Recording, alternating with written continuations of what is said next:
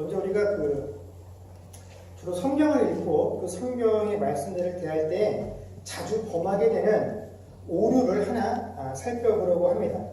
우리가 성경을 읽을 때 쉽게 범하는 오류가 어떤 게 있냐면, 그것은 성경에 기록된 내용들을 대할 때 하나님께서 왜 이 말씀을 여기에 기록하셔서 우리로 하여금 듣고 읽게 하셨나 하는 그 주신 목적과 의미를 살피기보다는 그 말씀에 있는 내용들을 가지고 우리가 살고 있는 이 시대의 윤리적 혹은 종교적인 관점에서 야, 이게 옳아, 이게 그러 라는 판단을 내리기 위해서 무엇이 옳고 그러서 우리 신자는 옳은 것을 행하고 틀린 것은, 그런 것은 행하지 않아야 한다 라는 것을 얻기 위한 목적으로 성경을 읽을 때가 많이 있다라는 것입니다. 그래서 야, 성경에 이거는 행하라고 했어, 혹은 이것은 행하지 말라라고 했어 라고 하는 그 기준을 통해서 얻게 된 결과물들을 우리는 열심히 지키려 한다라는 것이죠. 물론 그건 전혀 잘못된 것이 아닙니다. 그런데 우리가 성경에서 이것을 행하라고 했어, 혹은 행하지 말라라고 했어 라고 하는 것을 나누는 것을 좋아하는 이유가 뭐냐면, 야, 성경에서 행하라고 한 것을 난 다 했어, 하나님. 그러니 나는 하나님 앞에서 당당합니다. 그래서 이 당당함들을 근거로 해서 하나님, 내가 기도하고 요구하는 것들을 하나님 꼭 들어주셔야 합니다 라고 하는 것이 너무 편하기 때문에 우리는 이 성경을 읽을 때 이것은 옳은 것이야, 이것은 그런 것이야 하는 부분으로 신앙을 하려 한다라는 것입니다. 그런데 오늘 본문만 해도 우리는 바울이 도대체 왜 이런 글을 써서 보냈는지 하는 그 부분에 대해서 초점을 맞추기보다는 교회 안에 분쟁이 생겼을 때 이 분쟁의 문제들을 세상의 법정에 가지고 가는 것이 옳으냐 그르냐 하는 문제로 이 본문을 대한다라는 것입니다. 여러분들은 이 구절에 대해서 어떻게 배우셨고 또 어떠한 결론들을 가지고 계십니까? 정말로 오늘 저희가 읽었던 이 본문이 신자는 세상의 법정 앞에 호소를 하는 것이 비성경적이고 또 하나님의 뜻을 어기는 것이다 라는 사실을 우리에게 가르쳐주고자 하는 것이 핵심이겠느냐 하는 것입니다. 여러분 한번 곰곰이 생각해보면 우리 주변에 요즘 우리가 이름만 대면 알만한 대형 교회들이 참으로 많은 법정 소송에 연루가 되어 있다는 것을 잘 알 수가 있습니다. 우리가 배운 대로라고 한다면, 우리가 기존에 알고 있는 내용대로라고 한다면 그 교회들은 절대로 법정에 소송을 하면 안 되지요. 왜냐하면 성경이 우리에게 그렇게 가르쳐줬다라고 우리가 믿고 있지 않습니까? 그런데 정작 그 교회나 목자들은 소송의 승패를 떠나서 이미 자신들이 가지고 있는 문제점을 가지고 세상의 법정에 나갔다라는 그 사실만으로도 성경의 가르침을 위배했다라는 사실로 지탄을 받지 않습니다. 또 내가 이런 문제로 세상 법정에 소송했다라는 이유로 해서 자기들이 우리가 어쩔 수 없는 상황이어서 이렇게 법에 호소를 하지만 정말 이것은 결코 하나님 기뻐하시지 않을 만한 일입니다 라고 스스로 자책을 하지도 않는다라는 것입니다. 일단 세상의 법정 앞에 나가서 옳고 그름을 따지기로 했다라고 한다면 그들은 수단과 방법을 가리지 않고 어떻게 해서든지 그 결정에서 자기가 이기려 한다라는 것이죠. 그리고 자기가 이기게 되면 내가 옳았다라는 것, 내가 그 법정에서 손을 들었다라는 승리를 취했다라는 것을 세상에 알리고자 노력을 한다라는 것입니다. 그래서 언젠가 제가 신문에서 이런 내용을 읽었던 적이 있는데, 교회가 두 패로 나눠져서 그 교회 안에 분쟁을 가지고 법원에 가서 소송을 했더니 그 고소를 받은 재판관이 그 내용을 쭉 보더니 이런 내용 갖고 법원에 가서 호소하려면 그건 니들끼리 가서 교회 안에서 해결해라 하고 아예 소송을 각하시켜버린 그런 뉴스를 본 적이 있다는 거죠. 이 정말로 부끄럽고 창피한 일이지요. 여러분, 우리가 오늘 읽었던 이 본문을 교회 안에 분쟁이 생기게 되었을 때 그 분쟁을 가지고 세상의 법정에 호소하는 것은 하나님의 뜻이 아니다라고 여기게 되는 근거가 무엇이냐면 아마도 1절에 등장하는 불의한 자들 앞에서 고발하느니라 라고 하는 구절 때문일 것입니다. 그러나 오늘 성경에 기록되어져 있는 바울이 말한 불의한 자라는 표현은 세상의 재판관이나 이 사법제도가 사악하고 악하다라는 의미가 아니라 그들은 교회 밖에 있는 사람, 즉 예수의 십자가의 은혜를 경험해보지 못한 자들, 그래서 하나님의 의 안에 들어오지 못한 자라는 의미에서 불의하다라는 의미를 사용한 것이지 결코 우리가 생각하는 것처럼 사악하고 세상은 나쁜 것이라는 의미로 쓰여진 표현이 아니다라는 것이죠. 오히려 세상의 법정 앞에 송상거리를 만들어낸 그 교회에 문제가 있는 것이고 그 사람들이 불의하다라는 것을 증명하는 것입니다. 그렇다면 성경은 우리에게 세상의 권세와 성도의 관계에 대해서 어떻게 가르치고 있느냐? 우리가 잘 아는 로마서 13장 1절 2절 말씀을 보게 되면 제가 읽어드리겠습니다. 각 사람은 위에 있는 권세들에게 복종하라. 권세는 하나님으로부터 나지 않음이 없나니 모든 권세는 다 하나님께서 정하신 바라. 그러므로 권세를 거스르는 자는 하나님의 명을 거스름이니 거스르는 자들은 심판을 자취하리라 라고 말씀해주고 계신다는 것입니다. 바울은 결코 성도들에게 세상의 권세를 부정하라라고 가르치지 않는다라는 것입니다. 오히려 성도들이 세상에 가지고 있는 그 법들을 지킴에 있어서 누구보다도 성실한 준법자가 되어야 한다라고 이야기해주고 있습니다. 그리고 무엇보다도 사도 바울 자신이 자신의 억울함과 안전을 로마법에 호소하고 있다는 사실입니다.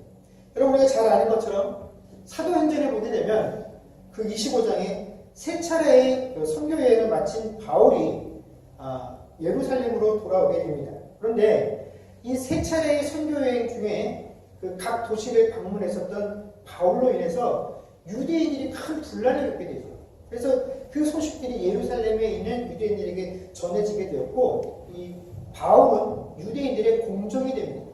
그래서 그가 예루살렘에 들어왔다라는 이야기를 듣자 유대인들이 작정하고 이 바울을 죽이려 하고 계획을 세우게 되죠. 그런데 그 계획을 바울이 먼저 알게 되었고 이것으로 인해서 이 바울을 빼돌리려고 하는 사람들과 바울을 죽이려고 하는 사람들로 인해서 큰 소동이 일어나게 되자 당시 예루살렘을 관할하고 있었던 총독 베스토가 군대를 파견해서 그 바울을 한편으로는 보호하고 한편으로는 그 모든 난동의 주범이었기 때문에 그를 잡아다가 감금을 하고 격리시키는 조치를 취하게 됩니다.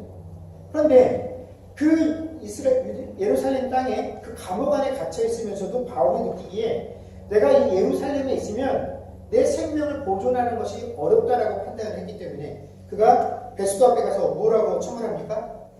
황제 앞에 가서 내가 로마에서 직접 재판을 받겠습니다라고 요구를 해서 그 바울은 로마로 가게 되는 것이 이 사도행전의 마무리가 되어지는 내용이었다라는 것입니다.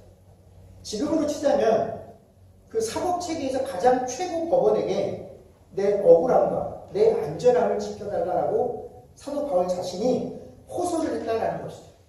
그러므로 오늘 본문의 이 내용은 단순히 사도 바울이 이 고린도 교회 교인들을 향해서 야 교회 안에 문제가 생겼을 때에는 너희들이 알아서 어떻게든지 해결을 해야지 이 교회 문제를 가지고 세상의 법정 앞에 나가서는 안 된다라는 것을 가르치고자 함이 핵심이 결코 아니다라는 것입니다. 오늘 본문에서 바울이 밝히려는 말씀을 우리가 제대로 이해하기 위해서는 한 가지 유심히 살펴보아야 할 단어가 있습니다. 그게 뭐냐면 바로 1절에 등장하는 구태여라는 단어입니다. 여러분 이 구태여라는 단어가 주는 어감이 어떤 어감입니까? 이건 불필요한 행위를 했다라는 것이죠. 굳이 할 필요가 없는데도 불구하고 너희가 이 일을 했다라는 것입니다. 이건 굉장히 쉽고 간단한 일인데 너희가 이 일을 복잡하게 만들어 간다라는 것. 즉 쓸데없이 엄한데 너희가 힘을 빼고 있다라는 것이 바로 이 구태여라는 단어가 주고 있는 의미이다라는 것입니다. 오늘 바울 사도가 언급하고 있는 그들이 교회 안에서 해결을 하지 못하고 세상의 법정에 호소했던 그 일들의 성격은 2절 말씀을 보면 지극히 작은 세상의 일이다라고 표현을 할 만큼 그들이 법정 앞에 나가 호소했던 그 일의 내용들이다라는 것은 조그마한 상식만 가지고 있다라고 한다면 누구라도 옳고 그름을 판단해 줄 만큼의 명백한 증거, 무엇인지 판단이 가능한 그런 일이었다라는 것을 지금 사도 바울이 이야기하고 있는 것이죠. 그래서 결국 바울 사도가 지금 가리키고 있는 초점은 너희가 도대체 왜 교회 안에 문제가 생겼는데 세상 사람들이 비웃도록 이 문제를 세상의 법정 앞에 가지고 나가느냐 하는 그 행위를 지적하는 것이 아니라 야 도대체 이렇게 일이 결정되었을 때까지 교회는 무슨 일을 하고 있었느냐 하는 것을 지적하는 것이 오늘 사도 바울의 책망하는 본질적 내용이다라는 것입니다. 그렇다면 이렇게 누가 보아도 옳고 그름을 판단할 수 있는 명백한 일들을 가지고 왜 고린도 교회 교인들은 자기들끼리 해결을 하지 못하고 그것을 세상의 법정으로 가지고 갔느냐? 아마 두 가지 경우를 가지고 우리가 생각할 수 있을 것입니다. 첫 번째는 교회가 올바르게 판단을 하였으나 그 판단을 받은 자가 교회의 판단에 불복종해서 그 교회 밖의 세상적 권세나 권위를 이용해서 교회의 판결을 뒤집으려고 할 때 이런 일들이 벌어지게 된다는 것입니다. 예를 들면 지난주에 음행한 자가 교회 안에 발생하게 되었을 때 교회법으로는 그에게 수찬 정죄와 같은 이 교회의 치리를 통해서 그가 이것이 죄다라는 사실을 깨닫게 하는 것이 개인에게나 교회에게나 유익이 되어지기에 교회가 이런 결정을 하는 것은 너무나 당연한 것입니다. 그런데 이러한 결정이 내려졌을 때 이게 부당하다라고 느끼게 되어서 이 문제를 가지고 세상의 법정에 호소하는 것이죠. 실제로 미국에 있었던 한 한인교회에서 이런 일들이 발생하게 되었다는 것입니다. 아버지가 장로님이고 어머니가 권사님이 가정이 있었는데 그 집 자녀가 이 성문제로 인해서 법정에서 형벌을 받게 되었죠. 그래서 법정에서 이미 형벌을 받았기 때문에 그것을 근거로 해서 교회에서 그 자녀에게 교회법에 따라 치리를 했다는 것입니다. 그리고 자녀에 대해서 관리를 하지 못한 장로와 권사님에 대해서도 그 교회가 치리를 했다는 것이죠.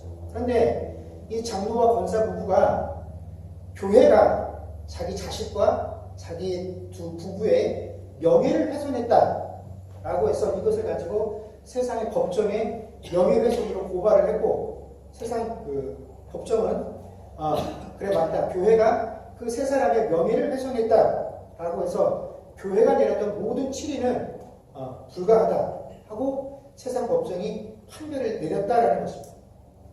이런 경우들이 생기는 일이 있다라는 것입니다. 두 번째는 그와 정반대의 경우죠. 누가 보아도 교회가 옳게 결정을 내릴 수 있는 문제인데 교회가 올바른 결정을 내려주지 않을 때 이런 일이 생긴다는 것입니다. 이 일이 잘못된 일이 교회 내에 발생되는 수 있는데 교회 안에서 좀 힘이 있는 사람이 가해자가 되었을 때 나에게 더 친할 때 교회에 많은 사람들이 우리와 특별히 관련이 없는 사람, 힘이 연약한 사람, 그 사람이 분명히 잘했음에도 불구하고 옳음에도 불구하고 반대편의 손을 들어주는 이런 일그러진 결정을 내리게 될 때 그 사람은 세상의 법정에 호소해서라도 교회 안에 정의와 상식을 지키겠다라는 그런 일종의 반항을 하게 된다는 것입니다. 바로 이런 경우가 있게 될 때 교회 안의 문제로 세상 법정에 호소를 하게 되고 바로 이러한 경우들을 지금 사도 바울이 언급하고 있다는 것입니다. 그런데 오늘 우리가 이 본문을 대함에 있어서 먼저 확실히 구분해야 할 부분들이 있다는 것입니다. 그것은 교회 안에 이루어지는 소송은 두 가지 종류가 있다는 것입니다. 첫 번째는 뭐냐면 분명 교회 안에 일들이긴 한데 성도들 개인 간에 문제가 있다는 것입니다. 예를 들면 교인들 간에 돈 거래를 할 수 있다는 것이죠. 그런데 만약에 어느 한쪽이 돈을 빌리거나 그랬다가 그 돈을 제대로 갚지 않고 했을 경우에 이게 문제가 생기게 됩니다. 자, 교회 안에 성도들끼리 이런 문제가 생기면 교회는 도대체 이런 문제에 대해서 뭐라고 이야기를 해 주어야 할까요? 사실 성경은 이런 문제에 대해서 어떠한 이야기도 우리에게 해주고 있지 않습니다. 물질과 관련해서 성경이 우리에게 신약과 구약을 통해서 동일하게 가르치고 있는 원칙은 가난한 자들에 대해서 구제를 행하라라는 것입니다. 만약에 돈을 꿔준 사람은 부자고 돈을 빌린 사람이 너무나 가난했기 때문에 도저히 이 빚을 갚을 형편이 못 되었을 경우에 야 그래 나는 다 부자고 저 사람은 가난하니까 내가 부재 한 셈 치자 하고 넘어갈 수 있는 상황이면 좋습니다. 그러나 이 돈거래라는 게 항상 가난하고 부자인 사람들에게만 발생하는 것은 아니다라는 것이죠. 또 좀 먹고 살만하다라고 할지라도 그 액수가 크면 누구도 이 돈을 갚으라고 하는 이 문제에서 자유로울 수가 없다라는 것입니다. 그래서 돈을 받지 못해서 그 사람 역시 마음이 아프고 속이 쓰리게 되죠. 그런데도 불구하고 단지 세상의 법정에 소송하는 것은 나쁜 것이야. 하나님 기뻐하시지 않는 일이야. 그러니 무조건 네가 손해를 보고 참아야 한다는 것이 성경의 가르침이고 신자가 보여줘야 할 모습이냐? 물론 그렇게 할 수 있으면 참 좋습니다. 왜냐하면 이렇게 하면 세상 사람들에게 덕을 끼칠 수 있기 때문에 그렇죠. 그러나 이것이 성경의 답은 아니다라는 것입니다. 돈과 관련된 문제는 그냥 세상 법정에 호소하는 것이 맞습니다. 왜냐하면 돈에 관한 법률은 세상에 정해놓은 것이지 교회 안에는 돈과 관련된 어떠한 법률도 존재하지 않기 때문에 그렇다라는 것이죠. 이 돈의 문제로 인해서 평생 동안 그 사람을 미워하지 않고 내 스스로도 자책하지 않을 자신이 있다라고 한다면 그 빚 준 거 떼어 먹어도 그냥 덮고 지나가십시오. 그러나 그럴 자신이 없으면 그냥 세상 법에 가서 호소하면 됩니다. 그게 자신의 정당한 권리이기 때문에 그렇다는 것입니다. 야, 교회법은 그렇지 않아. 성경의 가르침은 그렇지 않아. 하는 식의 논리로 내가 누군가에게 피해를 주고 손해를 입힌 것으로부터 자유로울 수 있다고 생각하지 마십시오. 앞서 로마서 12장 1절에서 2절 말씀이 우리에게 가르치고 있는 내용이 세상이 정해놓은 법을 너희가 더 철저하고 명확하게 지켜야 된다고 언급한 이유가 바로 여기에 있는 것입니다. 그런데 정작 문제가 되는 것은 이렇게 세상의 법으로 옳고 그름을 명확하게 판단해 줄 수 있는 경우가 아니라 이 분쟁과 소송의 대상이 교회가 되는 경우가 있다는 것입니다. 근데 여러분, 원칙적으로 이 교회는 소송의 대상이 될 수 없다는 것이죠. 왜 그렇습니까? 교회의 주인이 누구이기 때문에 그렇습니까? 예수 그리스도이시기 때문에 그렇다는 거예요. 교회의 머리가 예수 그리스도인데 누가 교회를 상대로 소송을 할 수 있겠느냐 하는 것입니다. 여러분, 우리가 교회 안에서 어떤 문제가 생기고 분란이 되어서 교회에 있는 교인들이, 성도들이 두 배로 나눠져서 서로 우리가 교회답다, 저희가 잘못되었다라고 얘기하는 것들은 사실을 들여다보면 다 자기들 개인적인 욕심 때문에 그런 것이지 어느 한쪽도 결코 그 교회의 머리 대신 주님의 뜻을 고려하지 않기 때문에 그런 일들을 갖다 붙이는 것입니다. 단지 내가 더 옳다라는 것을 주장하기 위해서 주님의 이름을 갖다 붙이는 것뿐이지 이 안에 하나님의 허락하신 거룩함이나 의 같은 것은 존재할 수가 없다라는 것입니다. 예를 하나 들어서 목사가 교회 돈을 횡령했다라고 한번 가정을 해봅시다. 여러분, 목사가 교회 돈을 횡령을 하면 가해자가 누굽니까? 피해자는 누굽니까? 돈을 훔쳐갔으니 목사가 가해자고 교회 돈이 나갔으니 이럴 때 피해자는 교회가 됩니까? 그런데 이런 경우에는 교회 안에 가해자도 없고 피해자도 없습니다. 왜냐하면 성도들이 목사를 하나님의 대리자라고 여기기 때문에 목사가 돈을 어떻게 쓰든 크게 문제를 삼지 않는다라는 것이죠. 그러나 여러분, 어떻게 목사가 교회와 대등할 수 있습니까? 목사도 교회의 구성원이고 성도의 한 명 중에 불과할 뿐이지 목사가 결코 교회와 대등할 수 없다라는 것입니다. 목사가 교회 안에서 문제를 일으켰다면 그도 죄인으로서 교회가 정한 법 안에서 치리를 받아야 하는 대상일 뿐이지 목사는 그 모든 법 위에 존재하면서 누군가를 판단만 하는 것이 결코 목사가 아니다라는 것입니다. 저희가 지난주에 살핀 것처럼 교회가 한 마음이 되어서 예수의 능력으로 죄와 죄인을 치리해야 하는데 거기에서 목사도 결코 예외가 될 수 없다라는 것입니다. 그런데 흔히 교인들이 목사가 무언가 잘못했다는 것을 인지해도 어떻게 마음속으로 생각을 하고 자기들끼리 이야기를 하냐면, 야, 목사를 잘못해도 우리가 치게하면 안 돼. 목사를 하나님께서 심판하셔.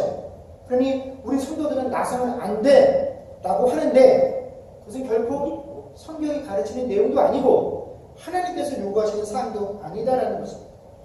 목사가 결코 교회 위에 있지 않다라는 것이고 목사가 교회를 결코 대변하는 존재도 아니다라는 것입니다. 목사도 그 교회에 그냥 한 구성원일 뿐이다라는 것입니다. 단지 그 교회 안에서 하는 역할이 다를 뿐이다라는 것이죠. 그런데 교회가 그 일들을 제대로 깨닫지 못하고 이 문제를 해결하지 못하니까 어떻게 합니까? 야, 우리 힘으로는 도저히 이걸 어떻게 목사를 하지 못하겠어. 그래서 세상의 법정에 호소하게 된다는 것입니다. 반대로 교회 구성원들이 이게 아무리 목사님이지만 목사님이 잘못했으니 목사님이 이렇게 하셔야 합니다 하고 그 교회법에 따라 치료를 했음에도 불구하고 평상시에는 그 하나님의 말씀에 그렇게 복종해야 된다고 가르쳤던 목사가 그 교회의 결정과 교회법의 치리에 순종하지 못했을 때 거기에 불복해서 나는 그대로 못하겠다라고 세상의 법정에 호소하게 되면 교회 안에 분란이 생기게 되어진다는 것입니다. 오늘 본문에서 바울이 책망하는 상황이 바로 이러한 것들입니다. 그래서 5절 말씀에 보면 사도는 노골적으로 내가 너희를 부끄럽게 하려고 이 글을 써서 기록한다라고 이야기하고 있다는 것입니다. 고린도전서 4장 14절에서 바울 사도는 고린도 교회 성도들이 얼마나 교만한지 그 교만함을 지적하면서 너희들이 얼마나 교만하냐면 너희들에게 복음을 전하고 그 교회를 세워서 너희들에게 하나님의 말씀을 가르쳤던 나를 대함에 있어서 너희가 항상 나를 비난하고 조롱하는구나 라고 그것을 지적할 때에조차도 그러나 내가 이 내용들을 언급하는 것은 너희를 부끄럽게 하려고 쓴 것이 아니라 내가 부모와 같은 마음으로 너희를 내 자녀같이 권하려 하기 때문에 이 글을 쓰는 것이야 라고 밝혔었던 이 바울이 교회가 하나님의 일에 따라 바른 권면과 결정을 하지 못하고 또 교회의 올바른 결정에 대하여 교회 구성원들이 불복하고 세상의 힘으로 그것을 뒤엎으려고 하는 그 모든 시도들에 대해서 분명하게 너희는 부끄러움을 느껴야 한다라고 이야기하고 있다는 것입니다. 왜냐하면 너희가 그렇게 하고 있다라고 하면 너희는 이미 교회가 아니기 때문에 그렇다라는 것입니다. 물론 이런 경우에도 억울한 사람들은 존재합니다. 자신이 하지 않은 일에 대해서도 분명히 책임져야 하는 상황이 생길 수도 있습니다. 경제적으로 손해를 볼 수도 있고 또 혹은 심각한 명예훼손이 있을 수도 있습니다. 그러나 차라리 내가 이 일로 인해서 교회를 상대로 소송을 해야 되고 그 교회의 머리 대신 주 예수를 상대로 소송해야 하는 그런 상황이 생겼다고 한다면 차라리 너 스스로 불의를 당하는 것이 낫지 않느냐, 네가 차라리 속는 것이 낫지 않느냐, 그것이 교회다라고 사도 바울이 그들에게 요구하고 있다는 것입니다. 그러면서 사도 바울은 9절에서부터 10절에 이르기까지 하나님의 나라를 절대로 유혹으로 받지 못할 온갖 악행을 저지른 사람들을 예를 들어 열거하고 있습니다. 그러고 나서 과거에 그러했던 너희들이 지금 어떻게 해요? 교회 안에 있다라고 언급을 합니다. 어떻게 이런 일이 일어날 수 있었느냐? 11절 하반절에 보면 주 예수 그리스도의 이름과 하나님의 성령 안에서 씻음과 거룩함과 의롭다함을 입었기 때문에 너희가 교회 안에 들어올 수 있었다라고 지적을 하고 있습니다. 그렇게 너희들은 새 사람이 되었고 교회는 그렇게 새 사람이 된 자들이 함께 있는 곳이다라는 것입니다. 그런데 그렇게 해서 교회가 된 너희들이 지금 행하는 모습들을 보면 도저히 너희들이 이 성령의 권능으로 인해서 시승을 받고 거룩함과 의롭다함을 칭함받은 그 사람들이다라고 내가 볼 수 없다라는 것에 대해서 지적을 하고 있는 것입니다. 하나님께서 행하신 그 모든 권능들이 너희들 가운데 보이지 않는다라는 것입니다. 내가 그 교회를 세우고 너희들에게 전파했었던 그 말씀의 권능들이 지금 너희 안에서 온전하게 드러나지 못한다라는 것입니다. 그래서 믿음이 연약한 자들도 잘 짓지 않는 제도를 예사로 지으면서 이것이 부끄럽고 죄인지를 깨닫지 못하고 있다라고 하는 것입니다. 너희들이 정말 복음 안에서 서로 기도, 순종하고 말씀으로 권면하고 있는 자들이라고 맞다라고 한다면 그 사람이 미워서가 아니라 너희는 교회의 덕을 위하여 마음을 하나로 해서 그를 권면하고 치리할 것이다. 또 그 사람도 늘 그 안에 머물러 있는 자라고 한다면 교회의 권면과 치리에 대해서 이것이 죄로구나. 지금 주께서 이 교회 성도들과 교회 법을 통해서 나에게 말씀하고 권면하고 계시는구나 라는 사실을 깨달을 수밖에 없는데 너희가 그렇게 하지도 못하고 설사 그렇게 했을 때 그것에 대해서 순종하지 못하는 것들은 너희 안에 십자가의 도가 사라졌기 때문이라고 밖에 내가 도무지 판단할 수 없다는 것에 대해서 지금 사도 바울이 책망을 하고 있는 것이다라는 것입니다. 여러분, 여기 저희 보이는 신자 한 사람 한 사람은 여러분 모두 성령께서 우리 안에 역사하심의 결과로 인해서 예수를 그리스도라고 고백하고 이 자리에 앉아있는 자들입니다. 그렇기 때문에 우리 한 사람 한 사람에게는 항상 한 믿음, 한 소망, 한 주님만이 존재하실 수밖에 없다는 것입니다. 나를 변화시킨 성령께서 여기 계신 여러분 모두를 변화시키시기 때문에 그렇다라는 것이죠. 그렇기 때문에 그런 성도들이 오직 그리스도 예수만을 머리로 모시고 이곳에 모여있다라고 한다면 그리고 주님을 높이시는 일에 우리가 한 마음과 한 뜻이 되어서 주님의 뜻을 알기를 늘 고백하고 이 일들을 위하여 기도하고 그 말씀에 순종하고 헌신한다라고 한다면 우리의 모임 가운데 이 교회에는 거룩함과 하나님의 의로움 밖에는 드러날 것이 없다라는 것입니다. 그런데 그것이 드러나지 못하고 교회가 가르치는 내용에 불순종하게 되어지고 세상 사람들과 똑같은 마음으로 이 교회 안에서 자신의 목들을 챙기려고 한다는 것은 결국 하나님께서 나를 어떻게 이곳으로 불러들여주는지를 제대로 이해하지 못하고 있기 때문에 그렇다는 것입니다. 바로 그렇게 되면 교회 안에 이러한 모습들이 일어날 수밖에 없다는 것입니다. 여러분, 한 교회 목사를 필두로 해서 그 성도들이 말씀과 기도에 집중하게 되면 교회 안에는 분명히 성령의 역사가 일어나게 되어 있습니다. 성령의 영적인 분위기가 신령해지고 경건의 능력으로 그 교회 안에 드러나게 된다는 것입니다. 불의한 분쟁이 결코 일어날 수 없다는 것이죠. 분쟁을 일으키려고 하는 자들은 견디지 못하고 스스로 그 성령의 다스림에 압도되어서 그 교회를 떠나버리게 되거나 혹은 그 안에서 자신의 마음같이 깨어져서 그들과 동일하게 그 성령의 역사하심에 동참하는 자로 변화되거나 이 둘 중에 하나밖에 이루어질 수 없다는 것입니다. 여러분, 오늘 본문의 말씀은 우리 성도들에게 우리가 결국 세상의 법정에 나가 호소하는 것들이 잘못되었다라는 것을 이야기하고자 함이 아니다라는 것입니다. 여러분, 우리가 흔히 교회는 세상과 다르다라는 이야기들을 합니다. 그렇기 때문에 교회는 세상과 다르기 때문에 바로 그런 이유를 들어서 교회가 정해놓은 그 판단 이것들을 거절하고 거부하고 자신의 욕심을 포장하려는 그러한 이유로 삼아서는 결코 안 될 것입니다. 교회가 세상과 다르다라는 것은 세상의 도덕적, 윤리적 가치관을 뛰어넘는 그 거룩함과 하나님의 백성들은 어떠한 상황 가운데서도 하나님께서 우리에게 주신 그 말씀을 진리라고 여기고 그 말씀 가운데 순종을 보이기에 교회는 세상과 다른 것입니다. 그리고 그것이 가능할 수 있었던 유일한 이유는 우리가 주 예수 그리스도의 이름과 또 성령 안에서 씻음과 거룩함과 의롭다함을 힘입었기 때문에 그렇다라는 것이죠. 그런데 우리 안에서 이것들을 빼버리면 여러분 우리는 뭡니까? 바로 그 9절에서 10절에서 결코 하나님의 나라를 유업으로 받을 수 없다라고 했었던 그 사람들과 틀릴 것이 없다라는 것입니다.